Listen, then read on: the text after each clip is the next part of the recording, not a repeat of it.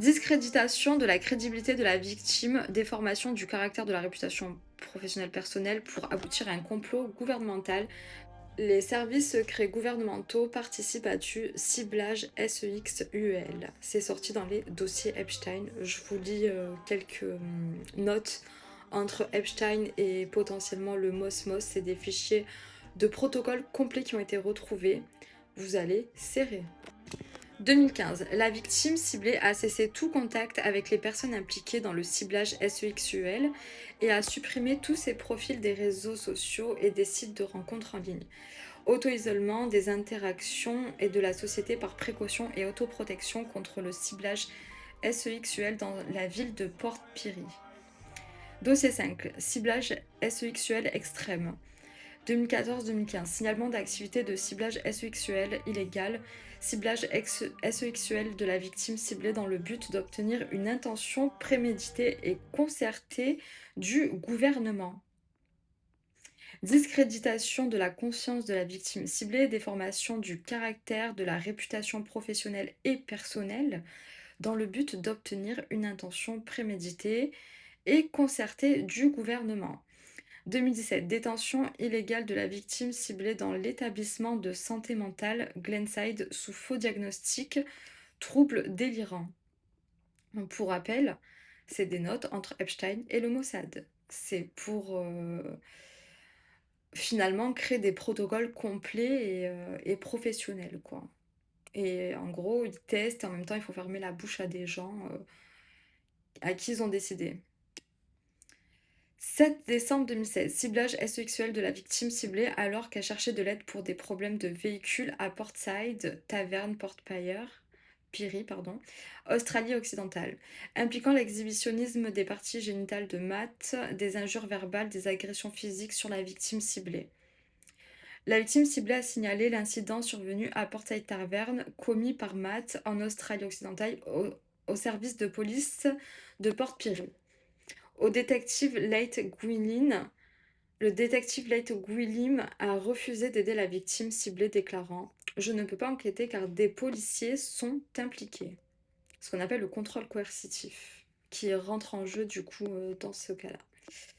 Connaissance et implication du gouvernement et de la police dans le ciblage d'un individu et intention préméditée du gouvernement.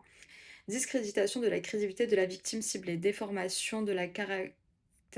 Ça j'ai lu.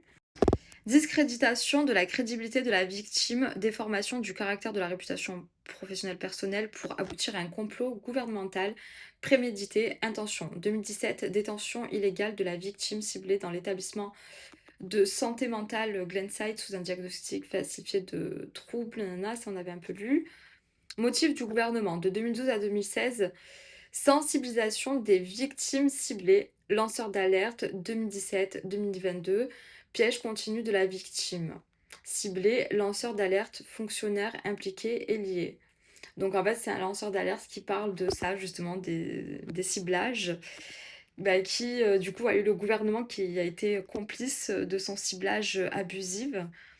Confirmation 2020, implication de Vicky Chapman, procureur général d'Australie-Méridionale, et de Stephen Marshall, Premier ministre d'Australie méridionale, dans le ciblage et le piégeage et le complot contre la personne, donc la victime là dont on parle. 2020, signalement d'une activité ciblée illégale par la victime ciblée, demande d'assistance. Donc la victime a demandé de l'aide. Refus d'activité illégale, refus d'assistance, refus d'enquête, refus de signaler l'activité ciblée illégale signalée à une source de l'autorité fédérale, refus de signaler l'activité ciblée illégale signalée à la commission indépendante contre la corruption pour enquête. Formulation exacte, ça retenez bien hein, ces noms, ces termes. Formulation exacte des deux parties de bureau distincts, complot contre la personne victime ciblée entraînant le piégeage de la victime ciblée dans le ciblage.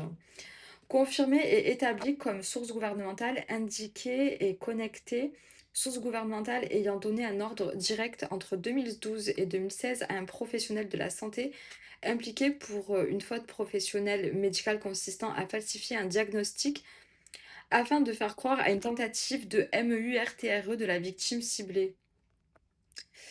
Par administration de médicaments sous le coup d'un diagnostic. Falsifier intention préméditée et connectée du gouvernement. Australien là pour le coup, mais il faut savoir que ça se fait dans tous les gouvernements. C'est juste que pour l'instant, il y a que quelques trucs qui sont sortis officiellement, mais c'est à nous de faire les enquêtes pour le reste, hein, il faut le savoir ça, hein. Ça s'est pas fait en un claquement de doigts, pour là ce que je suis en train de lire. D'ailleurs, même c'est des dossiers qu'on n'était pas censé lire, ça en fait c'est leurs notes entre eux, quoi. Ça c'est leur indication entre eux carrément, c'est même pas de la police ou quoi. Discréditation de la crédibilité de la victime ciblée. Déformation du caractère de la réputation professionnelle et personnelle pour aboutir à une intention préméditée et concertée du gouvernement. Détention illégale en 2007 de la victime ciblée dans l'établissement de santé mentale de Glenside sous un diagnostic falsifié de troubles délirants. Mais en fait, cette ville, ils en ont fait, hein. Il y a plusieurs victimes entre Port Pirie et Glenside. Ils ressortent plusieurs fois les mêmes noms d'ailleurs même.